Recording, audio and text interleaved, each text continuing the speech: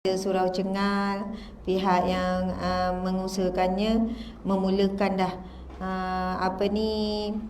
kuliah selepas Aidilfitri dengan cepat. Sebelum ni dah mula ya, minggu lepas dah mula kot. Isnin hari tu mula. Jadi sebelum ni pun bulan Ramadan pun surau Cengal pun sama masih meneruskan lagi kuliah ni, masya-Allah. Jadi banyak lagi sebenarnya kuliah yang belum mula. Dia kata habis raya dulu Ustazah, esok habis raya baru mula kuliah. Jadi masing-masing ada jadual. Jadi insya-Allah musim raya ni kita pun makan rohani, kita juga makan fizikal, makan emosi semualah. Semua makanan kita nak makan. Alhamdulillah dah mula ya. Okey. InsyaAllah kita pun bersiaran melalui audio kuliah. Kalau siapa yang nak share boleh cari melalui audio kuliah. Alhamdulillah, segala puji bagi Allah. Allah Subhanahu Wa Taala memberikan kita pelbagai nikmat yang paling utama, nikmat kita dilahirkan sebagai manusia, kemudian lahir pula jadi umat Nabi Muhammad sallallahu alaihi wasallam. Kemudian kita baru melepasi satu nikmat, melepasi bulan Ramadan.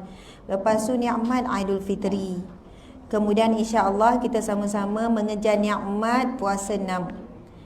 Puasa 6 yang mana disebut dalam hadis Nabi sallallahu alaihi wasallam, barang siapa yang berpuasa 6 hari di bulan Syawal seumpama berpuasa selama setahun. Ada sebahagian ulama mentakhrijkan hadis ni, bukan takhrij, maksudnya dia menterjemahkan, dia menafsirkan, menjelaskan tentang hadis ni. Bulan Ramadan kita berpuasa 30 hari kali 10. Bila kali 10 ibarat 300 hari. Jadi nak cukupkan dapat pahala setahun, maka tambah 6 hari, 6 kali 10 60. Kan setahun dalam 360 hari.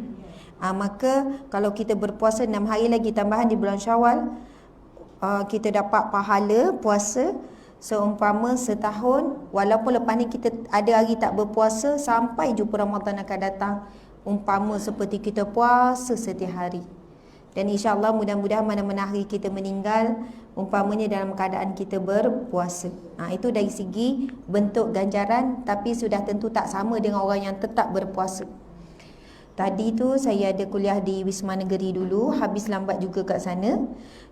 Ada soalan sebelum saya keluar, dia kata, Ustazah, saya pagi tadi dah niat puasa fardu dan juga sekali qada dengan juga niat Syawal.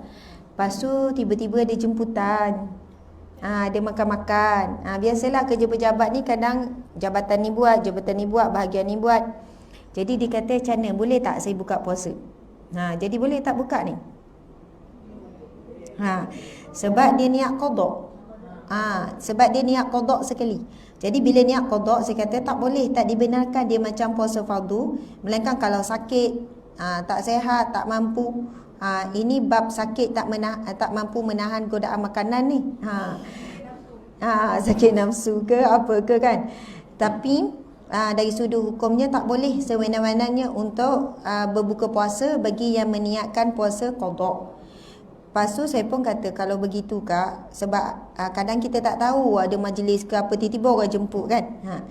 Jadi boleh saja bulan Syawal ni kita niatkan puasa 6. Kok-kok lah tiba ada orang panggil makan ke apa, jadi puasa sunat boleh saja berbuka. Boleh saja berbuka sebab kita ada tempoh masa lagi Syawal ni. Jadi dia kata, boleh ke Ustazah qada tak habis lagi ke? Memang afdalnya dahulukan qada. Memang afdalnya. Tetapi tidak bersalahan, tak menjadi satu kesalahan ataupun menjadi, walaupun ada ulama mengatakan makruh. Maksudnya puasa sunat Syawal saja tak sertakan dengan qada. Maksudnya tak utamakan puasa qada. Jadi bab gabung niat ni, maksudnya ini dah jelas. Dah banyak dah penerangan daripada guru-guru, ustaz-ustaz kan.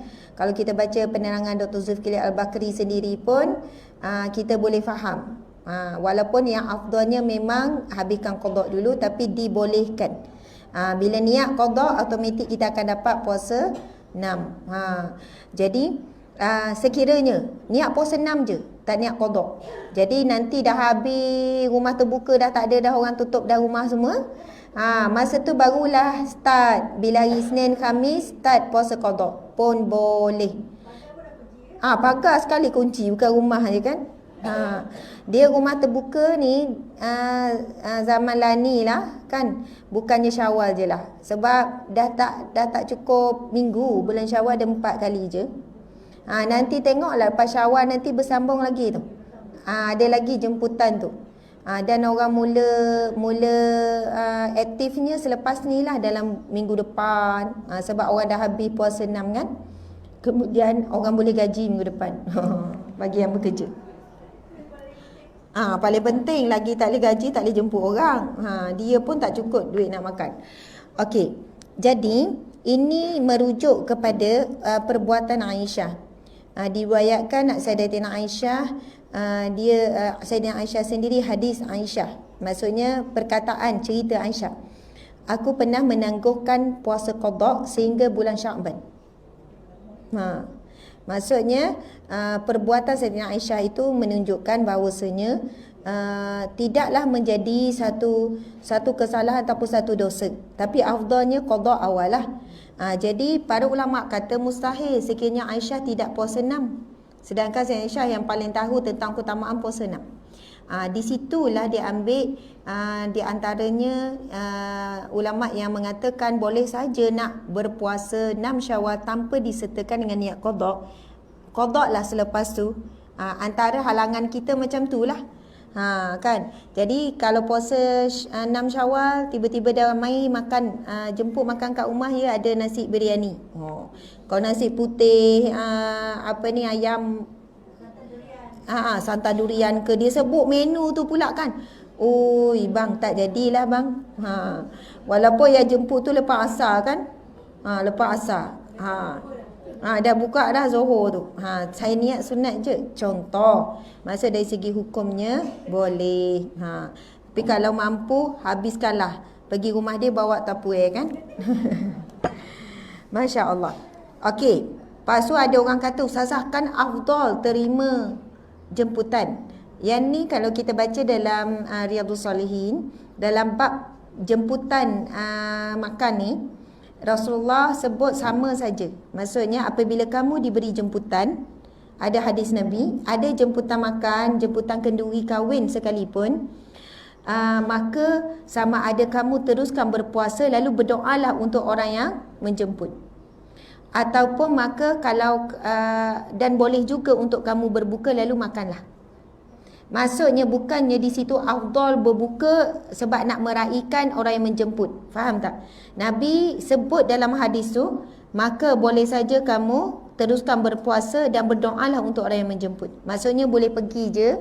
Contoh orang jemput kenduri kahwin jatuh pula pada hari yang kita tinggal saat itu, jelas hari terakhir nak puasa sunat ni. Kalau tak cukuplah 6 Syawal ni. Ramai orang yang last kali tu. Memang baru pulun betul-betul. Pasal orang jemput pula kenduri kahwin kan. Kenduri kahwin ni kalau dijemput depan, lepas tu jiran pula, lepas tu saudara mara pula, lagi beratlah kewajipan kita untuk hadir. Kecuali ada halangan betul-betul. Maka boleh saja kita pergi lalu kita doakan kan, antara doanya barakallahu lakuma wa baraka alaikuma fil khair, ataupun doakan je bahasa Melayu, moga diberkati majlisnya, moga dimurahkan rizkinya. Jadi tak perlulah kita nak cakap pula dan poso kan. Tuan rumah tu tak perasan tu, dia tak tanya. Kadang tuan rumah akan tanya, dah makan lom kan? Dah makan lom? Kita jawab dah. Bukan menipu, maksud kita dah tu sahur tadi tu lah. Maksudnya niat kita tu supaya tuan rumah tak susah hati. Kita datang walaupun dalam keadaan berpuasa. Jadi isteri anak-anak mungkin makan. Jadi kita datang mendoakan, Nabi kata boleh. Ataupun bagi kamu sekiranya ingin berbuka, maka makanlah. Jadi dua-dua pun tak ada masalah. Sebab ada orang memang sayang kalau jatuh pada hari yang dia berpuasa. Ada orang dia mengamalkan puasa Nabi Daud. Jatuhlah puasa tu hari Ahad, hari orang jemput kenduri, ataupun jatuh pada hari Sabtu. Bila gila-gila akan jatuh juga tu hujung minggu tu. Tak apa. Okey, jadi Subhanallah, maka di situ jelas tentang bab terima jemputan, sama ada kita nak berbuka ataupun kita boleh mendoakan saja kepada yang menjemput. Masya Allah. Okey, itu mukadimah sempena Hari Raya Aidilfitri. Alhamdulillah, banyak sangat nikmat yang Allah bagi kepada kita. Dan hari Jumaat hari ini adalah hari Jumaat, Yaumul Sayyidul Ayyam. Dalam satu hadis Nabi bersabda, sesungguhnya keutamaan hari Jumaat ini melebihi daripada 2 hari raya. Lebih daripada keutamaannya daripada Hari Raya Aidilfitri. Hari Jumaat ini adalah hari kebesaran Islam. Hari Jumaat berlaku dalam disebutkan oleh hadis Nabi SAW, ada 4 perkara, 4 peristiwa besar yang berlaku pada hari Jumaat kan. Antaranya Nabi Adam diciptakan. Maksud manusia yang pertama diciptakan pada hari Jumaat. Kemudian Nabi Adam diturunkan ke bumi. Maksudnya bermulanya manusia duduk di bumi ni. Kemudian berlaku juga pada hari Jumaat peristiwa Nabi Nuh berhenti berlayar. Saya tak ingatlah. Ada 2 lagi peristiwa besar, minta maaf. Tapi dalam hadis Nabi itu menyatakan antara 4 peristiwa-peristiwa besar yang berlaku bukan sekadar dalam umat Nabi Muhammad SAW, yang menyatakan kelebihan hari Jumaat. Dan banyaklah hadis-hadis Nabi kelebihan pada hari Jumaat. Sebab itu kalau kita hari kiamat, betul, hadis itu sebut dan kiamat akan berlaku pada hari Jumaat. Anak saya kan takut hari Jumaat. Kata, Umi, esok Jumaat ke? Ya, takut kiamat esok. Budak kan dia memang pegang. Sebab dia belajar walaupun baru 5 tahun. Dah Jumaat, kita kan suka kan hari Jumaat. Orang bekerja lagi suka hari Jumaat sebab nak cuti. Hari Jumaat, rasa hari Jumaat ni tenang, sejuk, lain kan suasana dia. Masya Allah. Hari Jumaat, hari perayaan, hari kebesaran kita, dan para malaikat pun turun seramainya pada hari Jumaat. Dan ada doa khusus untuk orang yang pergi menunaikan solat Jumaat daripada awal sampai akhir. Orang lelaki pergi solat Jumaat, start dia masuk masjid, dia dengar khutbah semua semayang. Bila dia keluar, para malaikat menyebutkan bila dia berlalu keluar daripada selesai solat Jumaat semua tu, mereka berjalan tanpa dosa dan kesalahan. Diampunkan Allah sepanjang mereka menunaikan solat Jumaat dengan khutbah dan sebagainya. Jadi banyak lagi ada waktu doa yang sangat mustajab di hari Jumaat. Sebab itu kita dianjurkan untuk memperbanyakkan doa. Kemudian sedekah. Ini kalam ulama. Saya tak ingat Imam Nawawi ke ulama besarlah menyebutkan keutamaan sedekah pada hari Jumaat umpama sedekah di bulan Ramadan. Tak, maksudnya keutamaan kalau bulan mana yang paling afdal bersedekah, bulan Ramadan. Kalau hari mana yang paling afdal bersedekah, hari Jumaat. Sebab itu kalau kita nak minta sumbangan ke apa, nanti dulu hari lain, tunggu hari Jumaat. Kalaulah ada orang yang minta tu dia urgent, janganlah kata datang Jumaat nanti. Kan orang ni tengah lapar ni, tengah susah ni.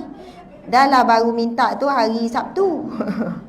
Dia kata tunggu Jumaat nanti baru datang balik.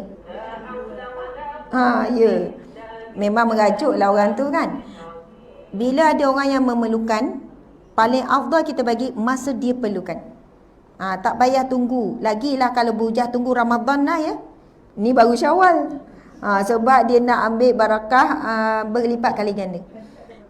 Jadi kalau saat diperlukan, saat itulah yang paling afdal. Nabi pernah ditanya, bilakah waktunya sedekah yang paling utama? Nabi kata saat kamu berhajat dan kamu berkuasa untuk menggunakan harta tu. Lepas tu ditanya, bilakah waktunya? Maksudnya waktu yang paling kurang lah pahala kan. Apabila kamu tidak lagi kuasa ke atas harta tersebut, iaitu waktu nazak. Kan waktu tengah nazak tu kan, kalau doktor kata lagi 2 hari makcik tak lebih dah ni. Tak tidur, tak apalah, zikir apa semua memang tak berhentilah. Lepas tu memang dah tenat apa semua, waktu dah tenat, masa tu orang bawa makanan apa pun memang tak lalu dah. Orang minta apa pun ambillah, mak nak sofa ni ya, ambillah. Mak golang tu yo, ambil. Dapat juga pahala, tapi pahala ketika itu ketika mana kita tahu kita tak mampu dah nak memilikinya. Kita dah tak mampu apa-apa dah. Masa tu kalau ada simpanan 20,000 pun, 20,000 tu mak wakaf ke Darul Ulum ya. Dah tak sayang dah 20,000 tu. Kalau tak 20,000 tu besar kan? Betul. Tapi contoh waktu kita berkuasa. Kita contoh berkuasa, mampu, sehat ni, tengah sehat, segar ni kan. Kita pun cakap dekat anak kita. 10,000 ni mak nak bagi dekat Darul Ulum ni. Contohlah kan, 10,000. Anak pun kata, banyak benar tu mak. Habis tu nak buat apa? Ni duit ni gini-gini mak dapat dan niat nak bagi ni. Mak, kita pergi naik kapal mak. Kan cruise sambil dengar tazkirah tu contoh kan. Kan ada sekarang ustaz-ustaz buat kan. Berapa tu? 8,000 mak. Kita pergi negara ni, negara ni. Tengah sehat, dengar kuasa.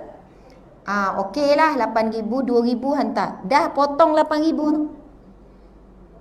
Faham tak maksud saya? Sebab kita tengah sihat, kita tengah kuasa, kita masih mampu menikmatinya. Nabi kata, inilah waktu yang paling afdal kalau kita nak keluar sedekah. Waktu kita sedang, boleh rancang lagi. Tahun depan rasa tak ada masalah. Tapi waktu nazak, ketika itu hadis Nabi sebut.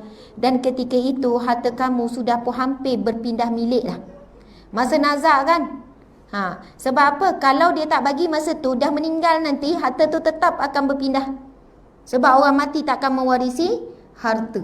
Sebab itu Sayyidina Abu Bakar radhiyallahu anhu kan, apabila nak buat persiapan tentang kematian dia, Sayyidina Abu Bakar memang ialah wali Allah, sahabat Nabi, orang yang ni dia boleh tahu saat-saat dia nak dekat dah. Dia pesan apa kepada anaknya? Anak Sayyidina Abu Bakar siapa? Fatimah, Aisyah, Fatimah minta maaf. Asma, Aisyah. Saya tak ingat dia pesan pada Aisyah ataupun pada Asma. Dia pesan supaya kain kafan dia tu, biasa orang lelaki kain kafan berapa helai? 5 lapis. Perempuan 7, perempuan lebih lagi. Okey, Allahu Akbar. Dah beli belum kain kafan ni? Belum. Ada simpan untuk diri sendiri ya? Maksudnya dah ready dah tu kain kafan sendiri kan, bukan untuk orang lain kan? Siapa meninggal dulu dia ambil dulu kan. Lepas tu kita beli pula. Allahu Akbar. Itulah pakaian terakhir kita. Dan para muslimat sekalian, mudah-mudahan pakaian terakhir menutup aurat sempurna kita bukanlah kain kafan. Sebab kain kafan tu kan memang betul-betul tutup aurat. Nampak muka je, betul kan? Muka pun akan ditutup jugalah akhirnya. Habis semua. Jadi bukanlah kain kafan menjadi pakaian akhir kita yang paling sempurna. Tetapi pakaian kita ni waktu hidup kita dah menutup aurat dengan sempurna, tak nampak bentuk badan, tutup semua kecuali muka dan tapak tangan. InsyaAllah kematian kita juga husnul khatimah. Masya Allah. Saya teringat Ustaz Wadi Anwar. Ustaz Wadi Anwar menggambarkan apabila keluar matahari daripada barat. Sekarang matahari keluar kot timur kan, tenggelam kot barat. Satu hari matahari keluar ke barat, ketika itu masing-masing akan bertempit, maksudnya betul berlaku kiamat benar. Apa tanda-tanda kiamat ini benar? Masa tu barulah gegak gempita, semua ketakutan, balik ke rumah masing-masing. Dan ketika itu semua wanita balik mencari kain telekung, kain tudung, kain kalau ada langsir apa semua untuk menutup aurat. Dan lelaki pula balik ke rumah untuk menjalankan tanggungjawab. Barulah hitung nak jadi suami yang baik, nak jadi ayah yang baik, baru duk menghitung tanggungjawab. Tetapi ketika itu terlambat, apa pun taubat tak diterima lagi, apa pun amalan ditolak, memang tak dicatat lagi dah. Amalan kebaikan ke semua ditolak. Perubahan hidayah ke nak berubah semua ditolak oleh Allah Subhanahu Wa Taala. Dah tutup dah pintu taubat ketika itu. Jadi masing-masing bila tengok terkejut. Mula-mula ingat fenomena alam. Sebab lebih kurang ada kata 3 hari, ada kata 2 hari. Tiba-tiba matahari tak naik, tak keluar. Pukul 10 gelap lagi. Pukul 1 gelap lagi. Keluar berita TV, fenomena alam luar biasa. Tu je. Masuk manusia kan? Kita akan nantikan kemunculan. Tak percaya lagi masa ni. Orang Islam, orang beriman mungkin masa tu dah tiba masa dah ni. Tapi seluruh manusia belum lagi. Tapi bila keluar betul-betul matahari terbalik, keluar kot barat, terbit ke barat, masa itulah seluruh manusia semua nak mengucapkan kalimah syahadah. Semua nak ucap la ilaha illallah. Benarlah umat Islam kata satu hari matahari ni masing-masing semua balik ke rumah untuk buat amalan. Masa tu balik ke rumah semayang, zikir, taubat apa semua, tapi pintu ketika tu dah tertutup rapat. Masya Allah.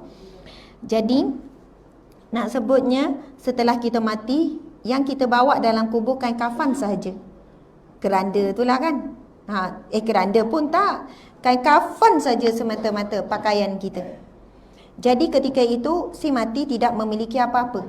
Nak atau tidak semua berpindah harta. Sebab itu time nazak kita tahu kita pun tak ada kuasa dah. Masa tu baru nampak nak sedekah, tetap dapat pahala. Tapi tak sama dengan ketika kita sedang sehat sekarang ni. Sedang kita berhajat sekarang ni. Sedang kita masih memerlukan harta tersebut. Maka kalau kita bagi sedekah sekarang, itulah saatnya yang paling afdal. Waktu sedekah paling susah sekali adalah sedekah masa kita susah. Allahu Akbar. Kalau kita bersedekah insya-Allah dengan yakin waktu kita susah, Allah akan buka belenggu kesusahan kita satu-satu insya-Allah. Para jemaah, para muslimah yang saya hormati sekalian, kita bertemu di hari Jumaat, hari penghulu segala hari. Alhamdulillah, nikmat yang sangat besar. Kemudian kita diberi nikmat apa sekarang? Nikmat berada di majlis ilmu. Kalau hari tu saya dengar ceramah Dr. Syuhada, disebutkan ada 7 karamah, kelebihan, kemuliaan orang yang berada di majlis ilmu. Tapi yang saya ingat 5 ya. Saya ingat 5 sebab saya dah cuba ulang. Ada tulis tu kat buku tu tak bawa hari ni. Okey, kelebihan karamah orang yang berada di majlis ilmu. Bila sebut berada di majlis ilmu, mesti keluar daripada rumah, menempuh satu perjalanan sampai di majlis ilmu, duduk sampai habis. Jangan samakan dengan kita buka TV, tengok ceramah, lepas tu kita duduk kat rumah, duduk atas sofa, makan kacang. Kan, kejap baring, kejap ni. Itu bukan majlis ilmu, tapi itu dengan ilmu pun dapat pahala. Okey. Datang majlis ilmu, yang pertama, dipermudahkan jalan ke syurga Allah. Yang ni merujuk kepada hadis Nabi sallallahu alaihi wasallam. Man salaka tariqan yaltamisu fihi ilman sahalallahu lahu tariqan ila jannah. Siapa menempuh jalan menuju ke majlis ilmu, Allah akan mempermudahkan jalan ke syurga. Lagi banyak jalan kita tempuh untuk ke majlis ilmu, lagi banyak jalan yang Allah buka untuk ke syurga Allah. Orang yang suka hadir taman syurga Allah, insya-Allah dia juga orang yang Allah suka untuk masukkan dia ke syurga Allah yang sebenar. Kemudian yang kedua, karamah ataupun kemuliaan orang yang hadir majlis ilmu. Dr. Syuhada ada sebutkan, para ulama menyebutkan, menyimpulkan majlis ilmu adalah majlis Allah. Maksudnya disebutkan kalau kita ni kan majlis rumah terbuka banyak ni, betul kan? Tapi majlis yang paling utama adalah majlis Allah, iaitu majlis ilmu, majlis zikir. Tak semestinya ada ceramah.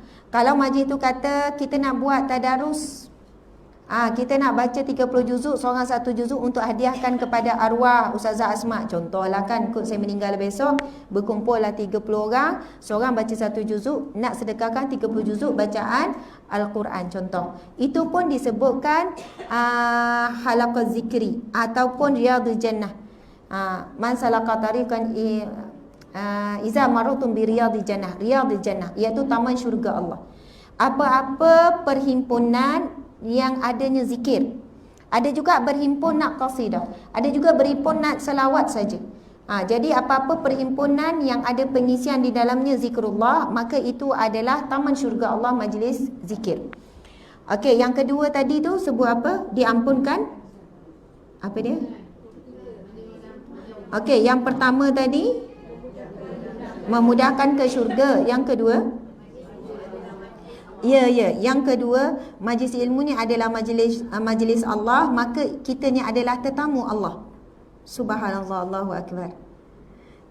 Ini yang paling hebat. Kita ni sekarang menjadi tetamu Allah Subhanahu Wa Taala. Tetamu ni kalau kita jumpa orang datang rumah, Kata ni booking rumah depan tu, tuan-tuan tu nak masuk. Okey. Ada kenderaan WK7039 Azia. Tuan rumah nak keluar. Blocking WK7039 Azia. Azia warna apa? Kadang kita tak ingat nombor plate ni. Tahu tu kan? Tahu. Okey, alhamdulillah. Kalau saya tak ingat nombor plate. Okey. Tika ingat nombor plate kereta. Okey, apa tadi? Kita sebagai tetamu. Subhanallah. Kita kan kalau nak jemput tetamu, kita buat majlis pun kita pilih kan? Betul kan? Orang yang rapat dengan kita, orang yang kita biasa, setengah tu tak rapat sangat tapi mungkin jemput guru-guru. Maksudnya subhanallah, Allah pilih. Maksudnya kita ni antara yang Allah pilih untuk menjadi tetamu di majlis Allah Subhanahu Wa Taala. Allahu Akbar, nikmat yang sangat besar. Mudah-mudahan Allah juga akan pilih kita untuk berada di syurga Allah yang sebenar. Kemudian yang ketiga, akan diampunkan dosa-dosanya. Dan setiap perjalanan kita tu tadi tu, setiap langkah tu jauh ke dekat ke dikira sebagai sedekah. Setiap langkah dikira sebagai sedekah, dapat pahala sedekah. Kemudian maksudnya dapat pengampunan Allah Subhanahu Wa Taala sepanjang kita berada di majlis ilmu, didoakan oleh para malaikat. Doa malaikat, Allah maghfirlahu warhamhu wa tub alaihi. Ya Allah, ampunilah dia, rahmatilah dia dan terimalah taubatnya. Itu disebut dalam hadis Nabi sallallahu alaihi wasallam. Kemudian yang seterusnya, yang keberapa? Yang keempat. Yang keempat, terhalang daripada melakukan maksiat. Ni kalau saya lambat 15 minit ni kan, kalau tak mula lagi ni ada yang ngumpet ni kan. Bukan ngumpat saya lah. Contoh, mungkin kita borak-borak jumpa sesama kita, kadang terkeluarlah cerita kan. Macam mana raya anak semua balik-balik belakang. Termasuklah menantu yang malas tu pun balik sekali. Jadi tersebutlah pula cerita sama menantu yang digeram. Yang tu kalau tak balik pun tak apa yang tu. Astaghfirullahalazim, na'udzubillah. Kadang orang tanya tu tak niat pun, tapi kita yang menjawab pun tak niat juga nak buka aib orang. Jadi terluahlah pula kan. Kebetulan orang tu tahu cerita pasal menantu kita tu. Okey. Tapi sepanjang majlis ilmu, kita akan terhenti seluruh anggota badan kita daripada melakukan maksiat. Yang Dr. Syahadat sebut ni kalam daripada ulama. Saya tak ingat dia sebut syekh mana, guru mana yang sebutkan 7 karamah orang hadir majlis ilmu. Sekarang kita berada di majlis ilmu, seluruh anggota buat ibadah. Mata melihat, telinga mendengar, mulut pula diam. Mulut ni dua je, diam ataupun bercakap. Kan diam waktu tidur, waktu ni. Yang masa bercakap tu kadang banyak cakap, banyaklah salah. Tapi di majlis ilmu memang tak bercakap belaka. Kalau bercakap kan kenalah jeling tu kan. Kalau bercakap tu kenalah tegur dia orang tu. Jadi seorang boleh bercakap, ustazah boleh cakap, ataupun ustaz ataupun guru. Jadi di majlis ilmu, automatik lidah kita ini diam, dan diam itu lebih baik. Maka itu juga satu ibadah. Sebab Nabi kata, man kana yu'minu billahi wal yaumil akhir, siapa yang beriman pada Allah dan hari kiamat, falyaqul khaira, kata baik-baik atau diam. Maksudnya diam juga pun akan diberi pahala. Diam di majlis ilmu, Masya Allah. Mata kita, telinga kita, tangan, kaki, semua jadi saksi bagi Allah di hadapan Allah kelak. Yang mana kita hadir ke majlis Allah, kita luangkan masa kita pagi ini berada di majlis ilmu. Itu yang berapa tu? Yang ke? Oh, baru 4. Semuanya 7. Oh, baru 4. Lepas tu 5. Ustazah kata ingat 5 kan. Tiba makin kurang lah pula. Dah sebab dah beza berapa hari dah makin tua kan, daripada dengar itu. Jadi ya Allah, sebab itu jangan percaya pada ingatan. Janganlah percaya pada ingatan sendiri. Walaupun hebat macam mana ingatan kita, tolong jangan percaya. Ilmu ni memang diikat dengan pen dan kertas. Kadang kita dengar, ingat ni takkan lupa ni. Melangkah tu pun dah lupa dah. Betul. Tapi saya memang tulis, cuma buku tu saya tak bawa. 7 karamah kelebihan. Masya Allah, banyak lagi lah kelebihannya. Saya berhenti setakat tu dulu. Bukan kuliah kita lah. Nanti kalau terlintas, saya bagi tahu lagi ya. Banyaklah, subhanallah, insyaAllah. Okay. Ya. Macam mana? Ya, 2 minggu lagi bawa buku tu. Okey. Jadi pada ibu, pada jemaah, sebagai permulaan mukadimah ni, hari ni saya nak bawa tajuk amalan membuka laluan ke syurga. Amalan membuka laluan ke syurga. Amalan banyak dah ni, ibu-ibu semua beramal. Dan amalan disebut ni yang selalu kita buat. cuma nak supaya seronok dengar untuk istiqamah. Saya pagi tadi, tak apalah hari ni kita tak mula lagi kitab kita bulan Syawal ya. Pagi tadi saya terima ada satu tazkirah pendek, ringkasan, ada Ustaz Darul Ulum buat, Ustaz Nazir buat, dia buat poster, amalan yang diijazahkan oleh Syekh Zainul Asri kepada pada ceramah dia di Darul Ulum masa bulan Ramadan, 10 Ramadan hari itu. Jadi amalan ini Syekh Zainul Asri ni, kalau siapa yang kenal, pernah dengar tak nama dia? Tak apa. Tak pernah kenal ataupun tak pernah dengar, sebab dia juga salah seorang ulama, tok guru, orang alim lah di Malaysia. Ada pondok yang sangat besar, ada anak murid yang ramai, dan dia juga maksudnya dirujuk oleh ramai para ulama juga, masya-Allah, orang yang sangat wara, orang yang sangat alim. Boleh cari Syekh Zainul Asri ni. Dia kadang-kadang turun ke Darul Ulum lebih kurang sebulan sekali macam tu. Kalau dia dapat turun sebulan sekali. Saat masa dia pun sibuk. Masya Allah. Kalau ulama-ulama jauh luar negara datang pun kadang pergi jumpa dia untuk ambil barakah dan sebagainya. Jadi satu barakah kemuliaan, satu karomah, maksudnya bila dia dapat turun ke Darul Ulum, orang turun datang ambil ilmu apa semua, kadang doakan untuk anak dan sebagainya. Subhanallah, kali ikut orang yang berdamping dengan dia tu, yang selalu duduk tengok dia apa semua, hidup bersama pendamping ni, maksudnya orang yang selalu menyantuni khidmat untuk dia. Masya Allah, dia ada karomah-karomah dia lah. Jadi bila diijazah satu amalan, insya-Allah amalan ni amalan yang biasa kita buat, bukan luar biasa. Okey, amalan ni disebutkan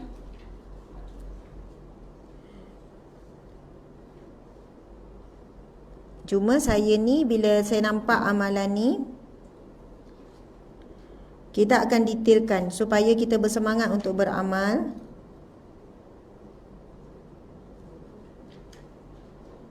Okey. Amalan yang diijazahkan Tuan Guru Syekh Muhammad Zainul Asri pada 13 Ramadan hari itu di Tahfiz Darul Ulum Seremban, diijazahkan dalam kuliah subuh pada 13 Ramadan hari itu. Yang pertama, amalkanlah satu set siang dan satu set malam. Okey, sebelum saya sebut amalan ni, ibu-ibu pada jemaah sekalian, kita ni nikmat Allah bagi terlalu banyak. Kadang sebab terlalu banyak tenggelam dalam nikmat, kita jadi berat untuk melakukan amal soleh. Kalau kita tengok saudara Islam kita yang berada di beberapa buah negara, mereka ni nak beramal soleh tapi tak boleh. Dibunuh, diseksa, disekat. Mereka hidup dalam ketakutan. Mereka hidup dalam keadaan kebimbangan, kesedihan, kelaparan. Halangan kita ni kalau nak beramal sekarang ni lah, apa yang menghalang kita kalau nak beramal soleh? Nafsu saja. Dahlah salahkan syaitan tu kan. Syaitan, iblis. Sebab apa? Mungkin kita ni peringkat syaitan tak perlu bisik dah. Nafsu yang menguasai kita. Tak kiralah kita ni dalam situasi sibuk ke tak sibuk, yang menghalang kita tetap nafsu. Kadang kita kata hari ni sibuk, tak sempat, esok lapang pun tak juga. Kalau kita tengok hakikat yang berada di seluruh dunia hari ni, contoh terbongkar keadaan umat Islam di Sudan. Hari tu saya baca ada kanak-kanak umur 6 tahun dirogol sampai mati. 10 orang lelaki kecil tu, 6 tahun tu, tadika kan. Bahkan ramai kanak-kanak di sana mati sebab jadi penderaan seksual. Maksudnya mereka ni tak diberi makan, tak diberi minum, dikurung untuk jadi pemuas nafsu saja. Seksa budak-budak, mestilah dia akan jadi luka, dia akan jadi infection apa semua. Sama juga dengan wanita-wanita Muslim. Kalau tengok wanita-wanita di Uyghur pun sampai mereka minta keizinan, boleh tak nak bunuh diri sebab tak tahan dah diperlakukan seperti binatang. Hari tu saya ada baca dalam internet pengakuan seorang doktor yang terlibat dengan tahanan di Uyghur. Masa tahanan ni lah umat Islam, kalau lelaki ditahan di penjara kan. Mereka dibedah, antaranya disebutkan macam memang hidup-hidup lah untuk dia ambil organ. Memang berlaku kezaliman seperti ni tanpa biu, tanpa apa. Kita ni kalau hiris pun ini untuk ambil organ dalaman apa semua. Kan diorang ada gambar-gambar kita tengok bila diorang berpuasa disumbat air paip, dibuka pilih kuat-kuat, dipaksa supaya batalkan puasa. Diletak dalam satu tong yang muat-muat je ni air, letak kepala ke bawah supaya orang Islam ni berbuka puasa. Perempuan tak dibenarkan berhijab, pakai baju labuh sikit kena gunting dan sebagainya. Digambarkan lelaki dah ditahan, jadi dalam rumah tu lelaki lain duduk. Maksudnya pihak yang ni lah, yang menzalimi ni, yang melakukan kekejaman ni duduk untuk memastikan umat Islam tak solat, tak puasa, tak buat semua ibadah. Masya Allah. Maksudnya mereka pula dipaksa untuk kahwin dengan lelaki Cina. Maksudnya dipaksa ni, kalau tak anak ke apa semua. Cerita di Rohingya macam mana kan. Ada seorang doktor tu, Dr. Mat Saleh, dia cerita trauma dia balik daripada kem-kem tahanan ni. Ada seorang kanak-kanak perempuan diam je, macam-macam cara nak suruh bercakap. Akhirnya dia cerita macam mana dia melihat ibu dia tu dibelah perut hidup-hidup tengah mengandung, bayi dikeluarkan, ibu dia meninggal depan mata. Lepas tu ibu yang menyusu dipotong bahagian dadanya, maksudnya bahagian buah susunya. Macam-macam bentuk kekejaman, kanak-kanak ketakutan menunggu di luar. Saya sebut benda ni saya nak bagi rasa naik bulu roma sikit, rasa sedih, rasa tersentak. Umat Islam di negara-negara tertentu, mereka nak beramal soleh, mereka berlawan dengan kesedihan yang melampau, ketakutan, diugut bunuh, diseksa, macam-macam.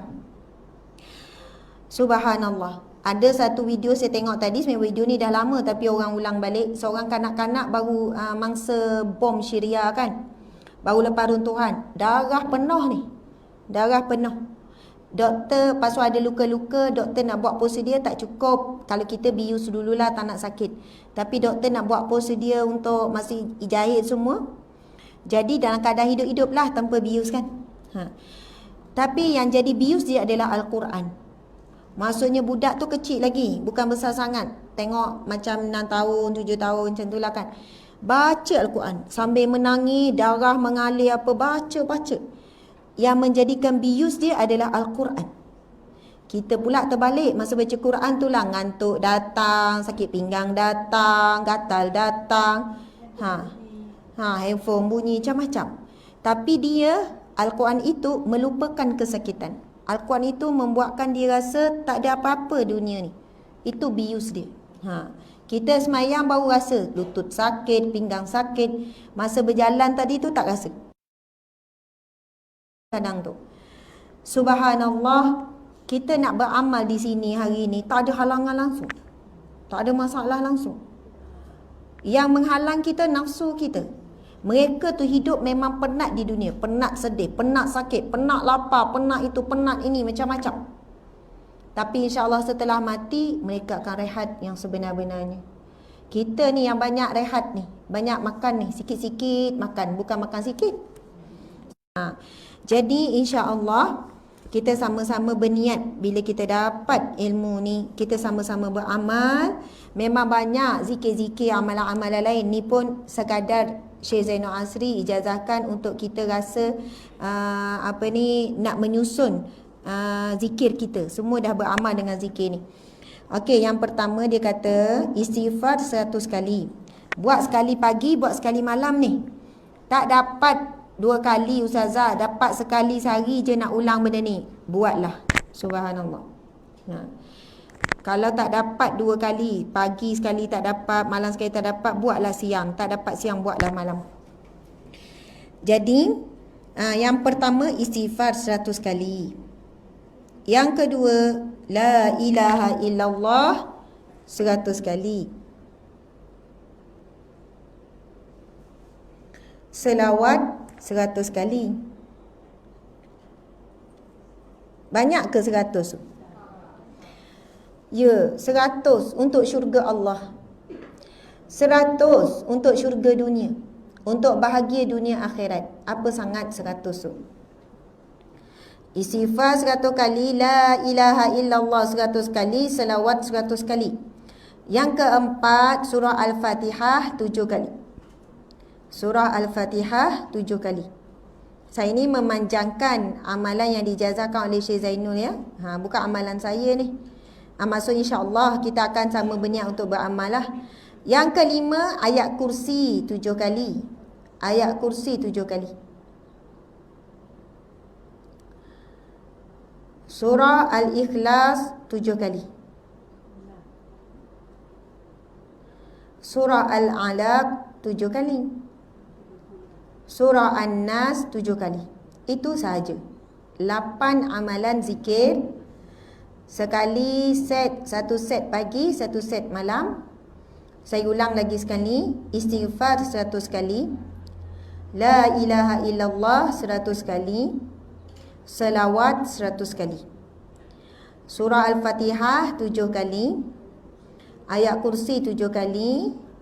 3 kul tu. Kul huwallah, kul a'udzu birabbil falaq, kul a'udzu birabbin nas. Masing-masing semua 7 kali. Kalau nak lebihkan surah Al-Ikhlas 10 kali, subhanallah, ada hadis Nabi kan. Siapa yang membaca surah Al-Ikhlas 10 kali akan dibina untuknya istana di syurga. Subhanallah. Okey. Kalau kita tengok yang pertama, mudah-mudahan kita boleh buat terus selepas ni sebelum Jumaat dan rasakan kenikmatannya. InsyaAllah ambil masa sikit, cuba buat sekaligus ni. Kan 100 yang lain tu 7. Antaranya janji Allah Subhanahu Wa Taala, ala bizikrillahi tatma'innul qulub. Hanya saja dengan kamu berzikir, kamu mengingati Allah, jiwa kamu akan tenang. Perkara yang pertama, kita memiliki jiwa yang tenang. Bila jiwa kita tenang, masalah tu besar ke, kecil ke, berat ke, ringan, jadi sama. Jadi sama. Sebab masalah is masalah. Masalah adalah masalah. Ujian adalah ujian. Yang membezakan adalah tempat menakung ujian. Tempat menakung ujian di mana? Hati kita lah. Tapi bila hati kita tenang, hati kita sehat. Hati kita kuat. Hati kita dapat khasiat, dapat makanan. Jadi kita akan kuat untuk menerima ujian. Contohlah kalau badan kita lapar. Kalau lapar ni mudah marah tak? Kalau lapar ni memang jadi mudah marah sikit lah berbanding waktu kenyang. Kalau tengah lapar, cucu buat perangai, suami buat perangai, anak buat perangai, memang marah tu dah kenyang barulah. Nampalah marah teruk sangat. Panggil balik cucu tu, Wan minta maaf ya tadi tu Wan lapar. Jadi kau pun kamu pun Wan nampak macam makanan. Tu Wan nampak macam raksasa tu. Okey. Tu lapar. Kalau sakit kepala ke, tengah sakit demam ke, keadaan demam, orang tak boleh buat bising. Orang jalan kuat pun perlahan dah sikit jalan tu. Maksudnya bila badan sakit, emosi kita tak kuat, kita jadi mudah marah. Kalau hati kita tak cukup makan, hati kita sakit, kita tak kuat untuk menerima ujian Allah. Ujian Allah tu Allah dah janji, la yukallifullahu nafsan illa wus'aha. Tidak akan aku bebankan. Ini kata-kata Allah. Allah janji, Allah sebut. Allah declare pada kita, aku takkan bebankan kecuali yang kamu mampu. Mulut kita je cakap tak mampu, ya Allah aku dah tak mampu, berat sangat. Tapi Allah takkan zalimi kita, Allah beri misi yang kita mampu. Yang menyebabkan tak mampu bukan silapnya Allah bagi ujian yang berat pada kita, tapi kerana hati kita yang sakit, hati kita tak tenang, tak kuat. Jadi contohlah kan, kalau kita sakit apa, kalau kita sehat, emosi kita stabil kan. Suami baru bagi gelang emas, contohlah kan, suami baru beli gelang emas. Gelang emas seronok ni. Cucu bersepah pun tak marah kan. Pinggan suami tak basuh tak marah, seminggu tak marah suami. Sebab apa? Emosi cukup, seronok, gembira. Seminggu lepas tu marah balik kan. Subhanallah. Jadi bila kita punya rohani kita kuat, datang ujian Allah tak mudah melatah, tak mudah marah, tak mudah nak bertempik, tak mudah ni. Memang rasa sedih tu ada, tapi boleh kontrol diri. Subhanallah. Jadi kita cuba buat satu set ni kan, keseluruhan. Sudah tentu yang pertama nikmatnya adalah akan datang ketenangan, akan gugur dosa, karat tu, masya-Allah. Jadi cuba kita tengok yang pertama disebutkan istighfar. Ini semua kita maklum pasal istighfar ni. Dah banyak dengan ceramah dah kelebihan istighfar ni. Ada satu kisah kan, zaman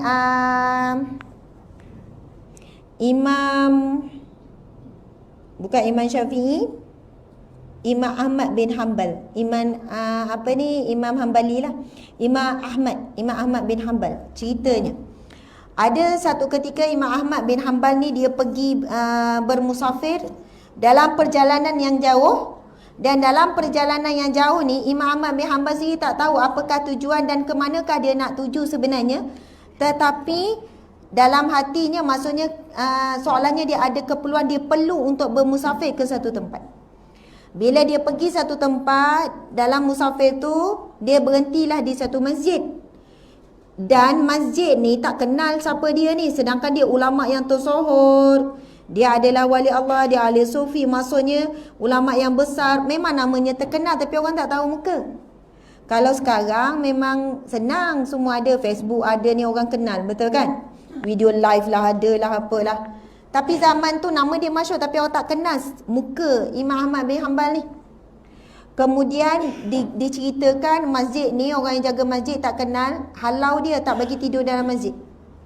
Kemudian dah halau, dia duduk kat koridor. Kat koridor pun tak bagi duduk. Sampailah dia halau keluar daripada masjid. Sebab dengan pakaian yang lusuh apa semua, mungkin orang jaga masjid ni ingat siapalah ni kan, orang ni nak kotorkan masjid ke apa.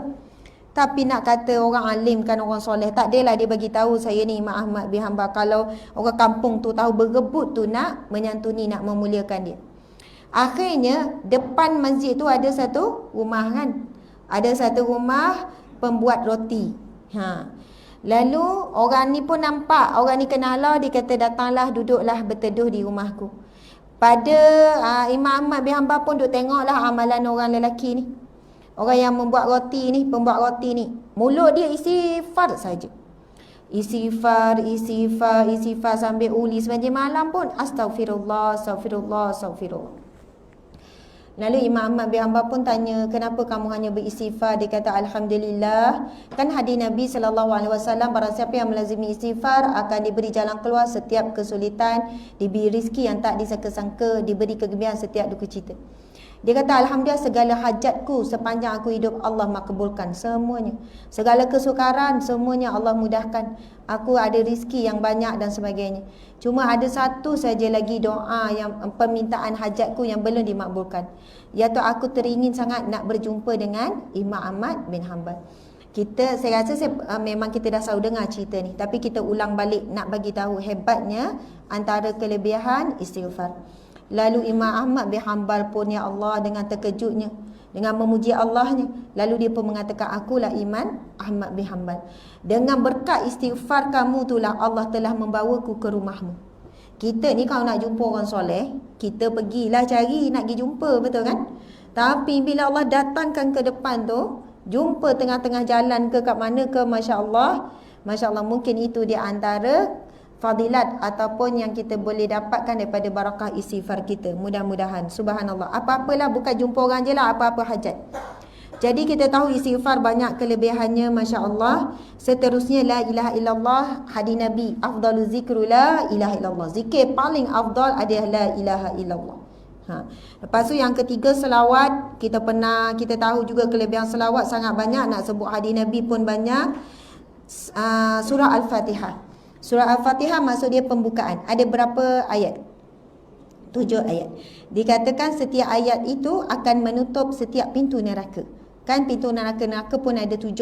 Neraka ada 7 pintu neraka. Setiap kali kita baca Al-Fatihah, ke-7 pintu neraka itu akan ditutup.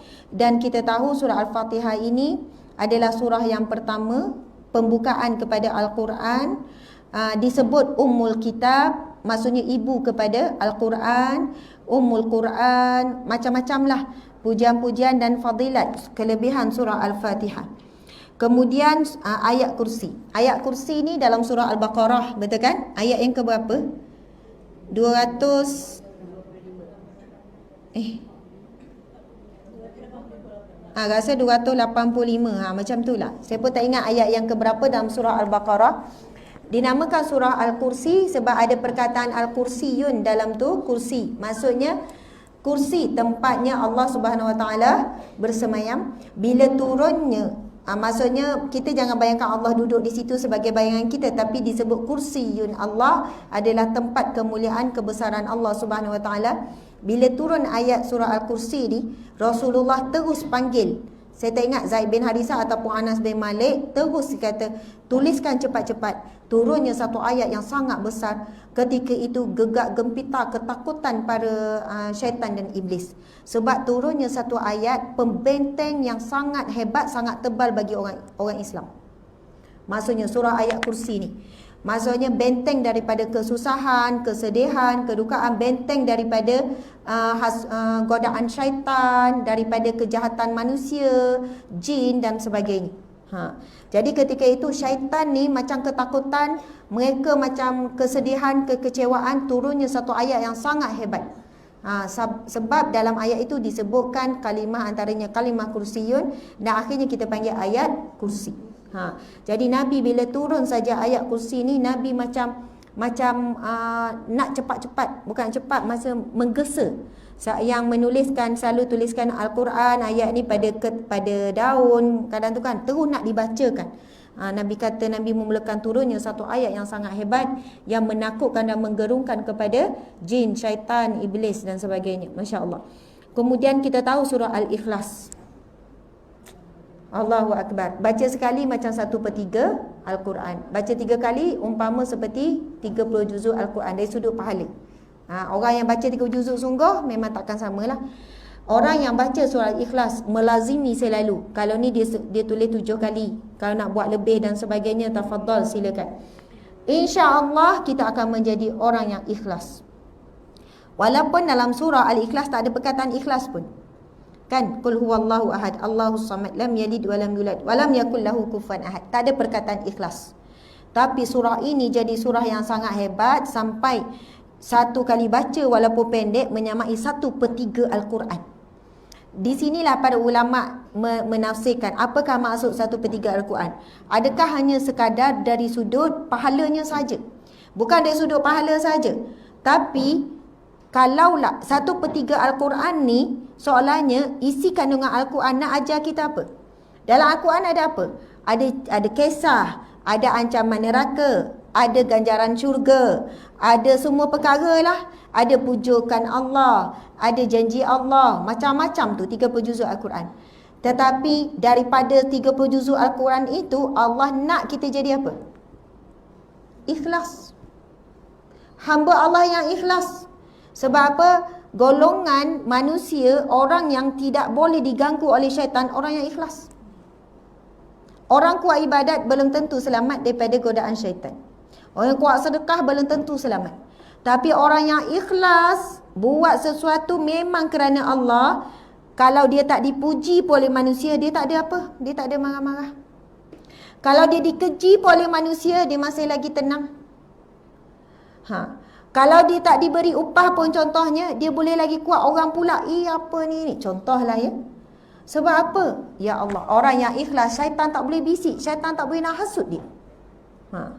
Sebab itu apa yang kita duduk belajar Al-Quran, belajar hadis, belajar sirah, belajar ni, nak jadikan kita orang yang ikhlas. Ibadah kita, puasa 30 Ramadan hari tu, kalau tak ikhlas, Allah tak terima. Walaupun cukup syarat rukun, tak ada buat perkara batal ke apa, memang cukup syarat. Semayang kita apa semua, sedekah kita banyak mana pun, kalau tak ikhlas. Sebab itu digambarkan di akhirat kelak, ada manusia dibawa dengan segunung besar pahala. Kalau tengok tu, confirm syurga lah. Tetapi apabila dihisap oleh Allah, sebab Allah je boleh tahu orang ni ikhlas ke tak, malaikat tu kan catat je. Daripada sebesar gunung tu, kalau tengok neraca tu, berat ni, syurga ni. Tapi tiba-tiba bertukar menjadi habuk. Maksudnya hanya di habuk saja. Zarah saja. Maksudnya tak ada nilai apa-apa di sisi Allah. Subhanallah. Jadi Masya Allah, mudah-mudahan kita apabila sentiasa beramal dengan surah Al-Ikhlas, ulang-ulang sebab setiap ayatnya cerita tentang zat Allah, akhirnya hati kita menjadi orang yang ikhlas. Ikhlas sebagai seorang ibu. Walaupun anak tu menyakiti hati kita, tetap doa yang baik untuk anak. Sebab kita doa kerana Allah. Ni ada 5 orang anak, seorang ni nyakitkan hati. Dia pula anak tengah. Bila baca doa tu, melangkau tu tak sebut nama dia. Langkau tu, ni tak sebut nama dia. Kalau sebut je, sakit hati, geram sangat, perangai teruk sangat contoh. Jadi, kalaulah kita ubat hati kita dengan surah Ikhlas, akhirnya kita kata, ya Allah, anak ni adalah anugerah. Yang buruk ke yang baik, dua-duanya bawa ke syurga. Yang baik, kita jadi syukur dengan anak yang baik. Anak yang kurang baik, kita jadi sabar. Nabi kata, sangat pelik orang mukmin itu. Apabila diberi nikmat lalu dia syukur, syurga baginya. Apabila diberi ujian lalu dia sabar, syurga baginya. Dua-dua tu. Hidup kita antara dua ni je. Syukur, sabar. Syukur, sabar. Nikmat, ujian. Nikmat, ujian. Sekarang ni pun sedang diuji ni. Ngantuk ni. Tak ngantuk. Dia uji apa? Tengok jam. Sebab masa dah lebih. Betul kan? Sebab ada orang nak ambil anak kat, ada anak, ada cucu. Subhanallah. Alhamdulillah. Jadi sedang elok dah saya rasa. Sebab tadi kita mula pun dalam jam ni lah. Alhamdulillah. Mudah-mudahan kalau orang tanya, kita mencari-cari macam mana nak jadi ikhlas ni, susahnya nak ikhlas ni. Amalkan, lazimilah membaca surah Al-Ikhlas. Mudah-mudahan sampai satu hari, satu ketika, sikap yang menyedihkan kita, sikap manusia yang menyakiti hati kita, kita tetap nampak di sebaliknya adalah Allah yang menguji kita, bukan manusia yang menguji kita. Akhirnya kita ikhlas untuk memaafkan, kita ikhlas untuk menerima, bahkan kita mendoakan yang baik-baik pula. Allahu Akbar, subhanallah. Saya mohon maaf salah dan silap para ibu, para jemaah sekalian. Mudah-mudahan 8 amalan tadi kita sebut sama-sama sekali. Istighfar 1 kali, La ilaha illallah 1 kali, selawat 1 kali, Al-Fatihah 7 kali, ayat kursi 7 kali, 3 kul 7 kali. Itulah kan? Subhanallah. Amalan biasa yang kita buat, cuma kita susun lebih cantik dan kita kena istiqamah dan juga disiplin. Maksud disiplin, contoh siang hari terlupa. Bila terlupa malam buat 2 kali. Top up, maksudnya cover. Bila kita buat macam ni, melatih disiplin. Kalaulah dah berlalu satu hari, tak apalah, lupa nak macam mana. Esok memang lupa lah, selepas tu lupa. Tapi bila buat macam tu. Yang kedua, betul-betul kalau nak buat, tulis, tampallah dekat peti ais ke, tampal dekat dapur ke, dan nampak tunjuk, nampak usaha kita tu. Ini orang yang betul-betul nak beramal, dia akan mula susuli dengan usaha. Usaha pertama, macam mana supaya tak lupa. Masya Allah. Di samping zikir-zikir, amalan-amalan yang lain, kita teruskanlah seperti biasa, insya Allah. Saya mohon maaf zahir dan batin pada jemaah sekalian. Insya Allah kita bertemu lagi. Saya ucapkan selamat hari raya Aidul Fitri. Moga kembali pada fitrah. Tadi ada yang kata Ustazah nak datang rombongan kan ke rumah. Dipersilakan, tak ada masalah. Hari tu rombongan daripada Taman Pinggiran Golf 50 orang datang. 50 kat 60 orang. Muat. Duduklah celah-celah. Insya-Allah walaupun kata, boleh bincang. Nanti kita pilih. Tapi malam je biasa saya dapat ya. Malam saja sangat seronok terima tetamu. Makan yang simple biasa je pun tak ada masalah kan.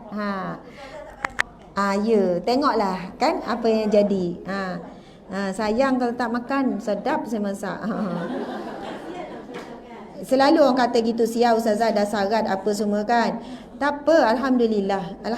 Mudah-mudahan dengan tetamu yang datang bawa barakah, mudah saya bersalin esok. InsyaAllah. Amin ya rabbal alamin. Okey, jadi setakat itu kita tangguhkan kuliah kita dengan tasbih kafarah dan surah Wal-Asr. Bismillahirrahmanirrahim. Subhanakallahumma wa bihamdika asyhadu an la ilaha illa anta astaghfiruka wa atubu ilaik. Bismillahirrahmanirrahim. Wal 'asr innal insana lafi khusr illa allazina amanu wa 'amilus solihat wa tawasaw bil haqqi wa tawasaw bis sabr. Sadaqallahul azim. Wabillahi taufiq wal hidayah. Assalamualaikum warahmatullahi wabarakatuh.